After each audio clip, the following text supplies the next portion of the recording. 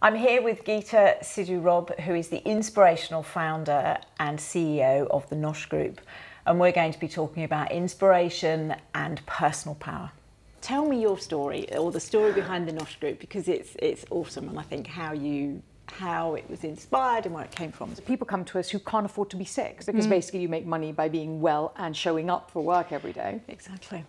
And so we create solutions. If you're fat or you're tired or you're unhappy or you're not sleeping, and we will create either the food to deliver to you or the juices to deliver to you, or we'll give you health coaching to help you to find the strategic approach to finding your way back, vitamin drips, B12 shots, blood tests, anything within that sphere.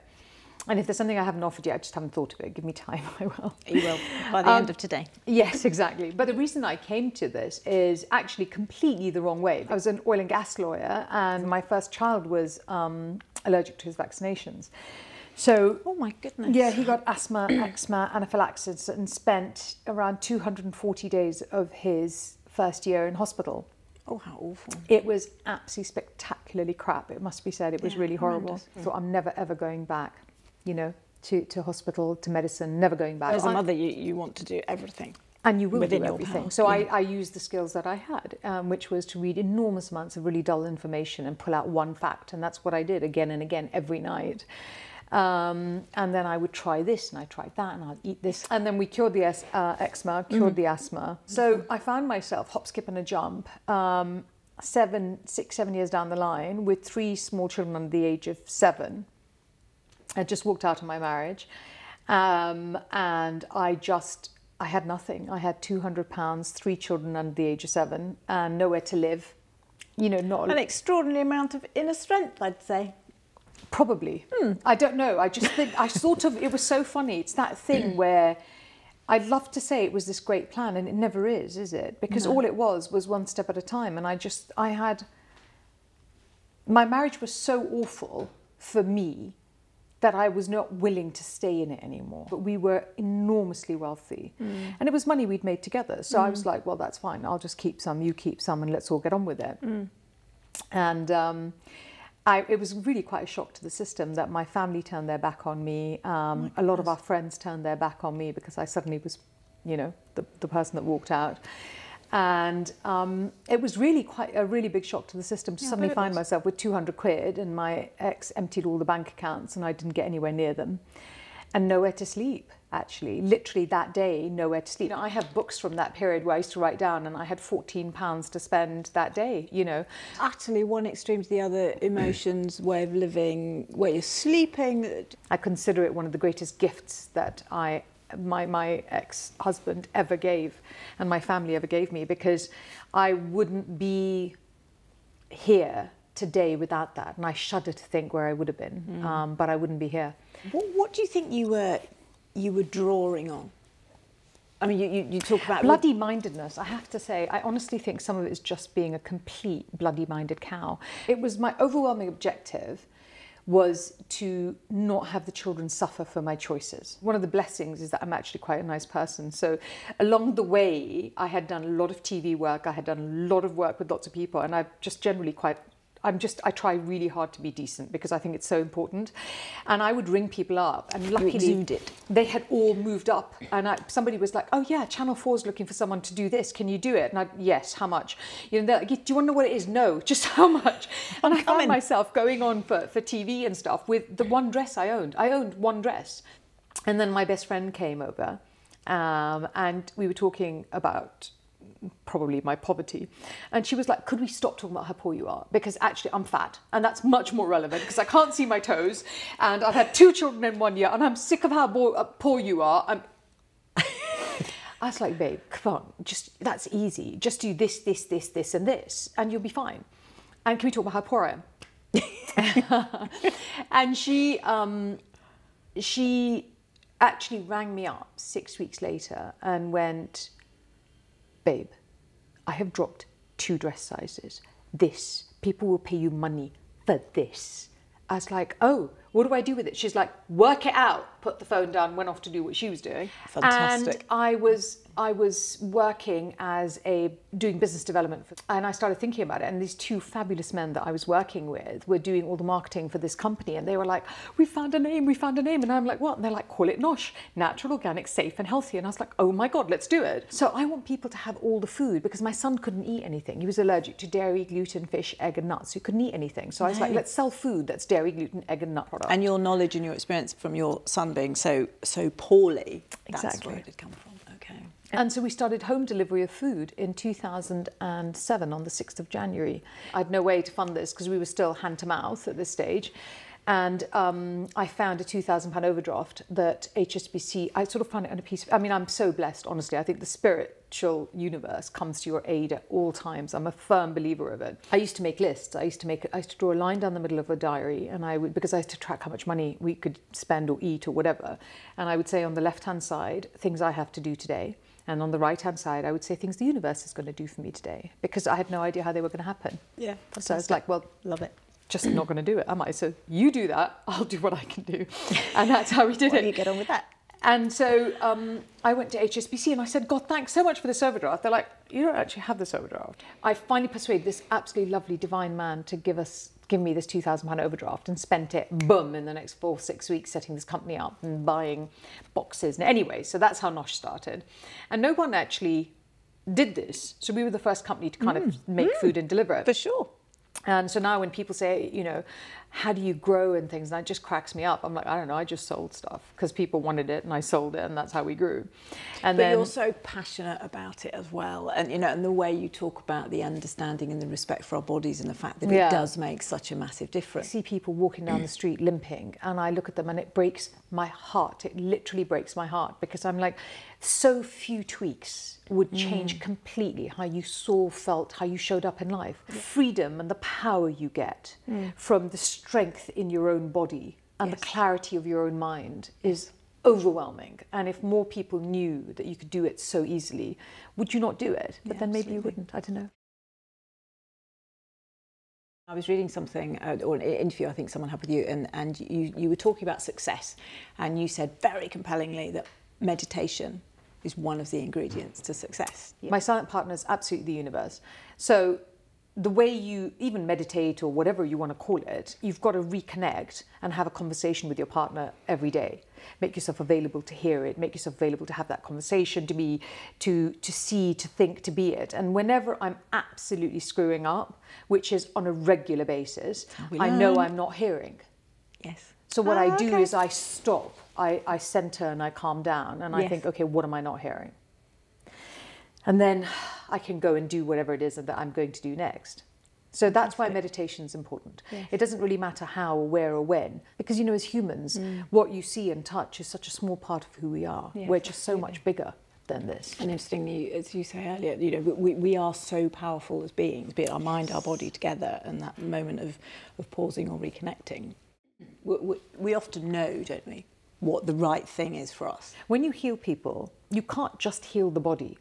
Literally, when I'm healing something in myself, I've got to look at, I'm a woman, I'm a brown woman, I'm an immigrant of a particular religion, from a particular culture, and I have particular genetic makeup from my parents, and I'm a mother. Yes. Now, if I'm not healing the prism that is all of those things, I'm not healing myself. I feel very privileged, I love it. Which is obvious, you know, you exude it and it's wonderful. But and I think that, you know, the fact that you're sharing it, because I think so many people, you know, fix a little bit. We can't always be everything all of the time, but the wholeness of the mind and the body is so very much stronger and but you more don't have powerful. to be. You only have to be yourself all of the time. Yes. And I think that's what we find the hardest. Yes. But when there's a lot of fear there, isn't there? I have, like, people who will have come in because they felt they were overweight, and then their companies will double in growth, because actually they've come into alignment and they flow like it's going out of fashion. And you look at that and you go, exactly. It's awesome. You know, and I like all entrepreneurs, if you work on yourself first, it's always going to be better, isn't it? Yeah, always, absolutely. Well, if you understand yourself better, you're going to be so much more able to understand other people. The whole thing is about choices, isn't it? I would spend my last £10 on making myself stronger than I would on something else. Yeah. I've always, because I had only £10, and because I have one skill that I have above all is that I know myself so well. And I think that that's very, very difficult. But I know it's hard like, sometimes. What would you do with your back look at the against things that we might not want to look at, but no, sometimes we have to look at in order to take the next step or the next few steps. There's a lot of freedom in understanding your good and your bad to the nth degree. Yes. Because it kind of predicates how you behave towards everything, you know, because you are where you are. You are who you are. Yes, oh, absolutely. For some of those that are, I don't know, a bit stuck or fearful of who they are or fearful of looking, what would you say would be the first tiny step around that? Oh my God, I'm scared shitless all the time. Honestly, I really am. I think it's important to understand that you're terrified the whole time. You need to learn to live with a certain amount of tension. And that tension comes from, like, if you're dating, it's allowing the sexual tension to build. If you're taking a risk, it's allowing that tension to build. But you've got to be able to be comfortable with a certain amount of tension. Yes. Sort of hold it to a degree. Yeah. And just think, okay, I'm absolutely terrified. Then you think, what's the worst that can happen? And then you think, okay, now I know that's the worst that can happen. And then you take just one step. That's all. That anything that you are going to do, arrive at, gain, do, be, will always start in your own body. Just because of this. When was the last time, when you were sick, that you learnt a new skill? Well, it doesn't happen, does it? Last time I tried, it didn't work. I thought I can power through this. No, I can't. Exactly.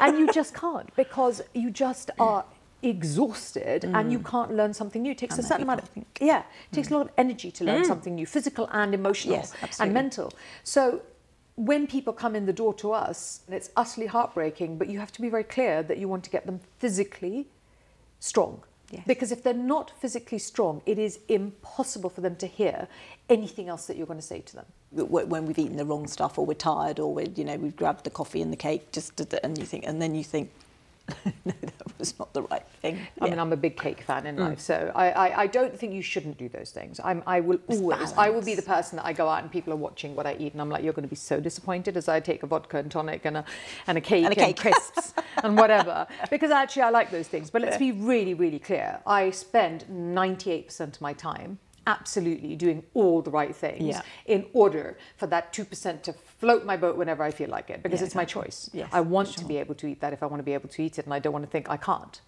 And I want to love myself throughout that process. Yeah. Sometimes it might be bravery, sometimes it might be overcoming fear, but to make the choice. Well, I think also as women we're afraid of power. You know, and I think I'm a woman that enjoys power. I understand power clearly and I enjoy it. But there is a big difference between force and power. And so women go down the route of trying to be forceful, whereas we get scared of being powerful. Some of it is genetic memory of being hurt for being powerful. Some of it is if you become powerful, who do you think you are? And the other thing is, if I'm powerful, I'll be alone and no one will ever love me. And you get entrenched in a way of living. But we consciously give those powers away. Yes. And that's our fear, that Marianne Williamson, our greatest fear is not that we're inadequate. Our greatest fear is that we're powerful beyond measure. Because I have quite a big personality, and it used to intimidate me when I was younger, that and it would be kind of like, because it's not like I tried to do that. It just is that, and I just had my thing. I was like, where are we eating? What are we doing? And how do I, just tell me how to take this big personality to make money out of it and we're all done. And it took me a long time to become comfortable with that. And that, I think, is another journey again. Yes. Well, it's a whole learning journey, isn't it? Understanding yourself, understanding what power means to us. I know that you slept out on the streets recently for charity to highlight the plight of homeless people. Yeah, well, I mean, obviously I care a great deal about it because, there but for the grace of God, go I, actually. And a bit of elbow grease from me as well. So I had about 10 days to raise money for this. I should have just thought ski gear and I'd have been fine. But I sort of, I'm an Indian from Africa. This shit does not come naturally to me. Probably deepened your understanding a bit more of the plight of what homeless people are going through. The emotional side I really knew because I had been there. Yes. But I hadn't understood the physical. Exactly. It is utterly mentally debilitating. It is utterly mentally debilitating. Yeah. It is exhausting. It was 5 degrees. It was absolutely cold. it was freezing. But you know, those are the things that are very important to do, because I absolutely like all my creature comforts, and there is nothing nicer than having your own private plane to fly in, I have to tell you, and I really would like another one of those again. But it's very important to also sleep on the floor. It's important to do both of those, and I see no problem with both sides of those coins. I'm happy to do both of that. Well, we understand others better, we understand ourselves better, don't we? When we have that perspective. Exactly, and also I'm allowed to just love myself through all of it. You're like a sponge in terms of, you know, learning. It's sort of, you live to learn, and there's that wonderful expression, is there not, you know, that says, you know, the day we stop learning is the day we die. I'm pretty sure that's not true. I'm pretty sure we carry on learning after we die, but yeah, I actually think it's the one thing we should all strive for at all times. I just don't understand that thing where you can watch TV for 5 hours. I can't do that. I don't understand it, but I could absolutely read for 5 hours, you know, so for me that, but I'm also always wanting a solution. I always think, well, why can't I do this? Well, what does that mean? No, but why does my body do that? I took up CrossFit 8 weeks ago. And it's absolutely amazing to me what my body can do. Wow. It just thrills me, absolutely. So that's like, for me, another, but it's added power, isn't it? Yes. You know, the physical power that goes with the mental strength and the passion and everything. I like always finding another frontier. I don't know that I do it consciously. I don't think, oh, I'm bored. Let me find, I'm never bored. Listening to you, which I think is very inspiring, is that, you know, it's the constant, as you say, pushing a frontier, pushing a boundary, but wanting to understand it and wanting to learn why or how, and particularly if a barrier is put there. Well, okay. Yeah, exactly. Where's the way you land, you know. Yeah.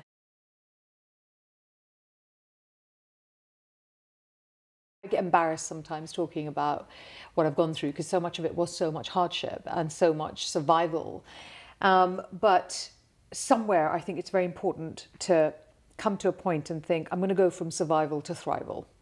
And yes, absolutely. I invented thrival, but that's okay. And survival often creates an immense power in itself, doesn't it? It does, but you're always pushing if you put the boulder in the right, yes, for sure. And I think we need to learn to flip that. I think where we are now, we need to come out of survival and go more towards thriving. Yes. And to go, and I'm absolutely in thrival mode now, because I'm absolutely, awesome. and I enjoy it, and I like it, and it turns me on, and it's happiness and joy, and I think if more of us did that, how much happier we'd be. I was reading some stuff about you earlier this week, and you said, write yourself a goal that you would be really embarrassed to share with other people. And I thought, well, I like that. And I did it. I always think, you know, think of a goal, multiply it by 3, double it, and then let's try that as a starting point. Because if you don't reach, where are you going? What's the horizon? Yeah, I want to be a billionaire. You will. You will. I think so. I think so. I think I will. I just think this is my time. You know, indeed, and change the world on the way, which is well, you know, this is the thing. That's the way all energy works. When you change your environment and space, the world around you changes. And if you can put one finger and create ripples, put the finger in. Yeah, oh, definitely. I've got teenagers. I know you've got teenagers, and I think there are a number of young people and teenagers, young adults that are a little bit disenchanted with what's going on in the world, or know what they don't want to do but have no idea what they do want to do. What do you say to them? What do you... sounds like my house conversations at home. No one ever knows what to do. I have a lot of confidence. I am a powerful woman, and I have a great deal of contentment in my life and energy. I don't know what to do. So we're always, there's that, I used to say when we were younger, fake it till you make it. Now I want to say faith it till you make it. Firstly, nobody is as confident as they look, ever. That's very, so don't be put down by people around you looking like they really know what to do. They don't. They're just faking it till they're making it as well. Secondly, find something that you think is interesting and go and learn that thing. When you learn something that interests you and follow it down a track, something else comes out of it. Yeah, exactly. You know, and that's just fantastic. Like I run a food business, and I'm like traumatized. I'm not even a foodie. But you care about bodies. I care about what food does. Yes. So when when you're really young and you're looking at what to do, find one thing that you find interesting, And it could be Instagram for all I care, honestly. Find the thing that you find interesting you're and then sparked find out by. stuff around it. Yes. You know, and then find the next thing and find out stuff around it. And by the way, if you have to do something you're not interested in, just do it to the best of your ability. It'll make you stronger, it won't kill you, honestly. Definitely. So if you have to do something, stop whining. It's not confined Just to a generation. do it really, really well, and then you'll be able to go past it. Yes, and move on to But when the you do next thing. something badly, you get stuck in it. Yeah. Yes. You must see people that come to talk to you that perhaps don't realise that by changing their diet or changing their exercise or doing something, having a different discipline and a different focus of deliberate action will make such a huge impact. I think it's because it's terrifying to think all of you matters, because then you've got to work on all of it, and who has time? That's you know, that's just my diet, and then you want me to think of my brain, and then you want me to meditate. I do all these school talks. I always say, look, if you look at your finger, what you have and I have is a unique fingerprint. And the reason your fingerprint is unique and my fingerprint is unique is because I have something very specific that I'm bringing to the world. You have something very specific you're bringing to the world. Without you, if you were not born today with your fingerprint, the world would not be the same. Such pleasure speaking with you. Oh, and no, thank you so much. Also, and I think you will inspire many, well, you do inspire many, many people. Thank you so much, Geeta. Oh, really, Kate, thank you for having me. Truly appreciate it. Thank you. Yeah, I'm very grateful. Pleasure.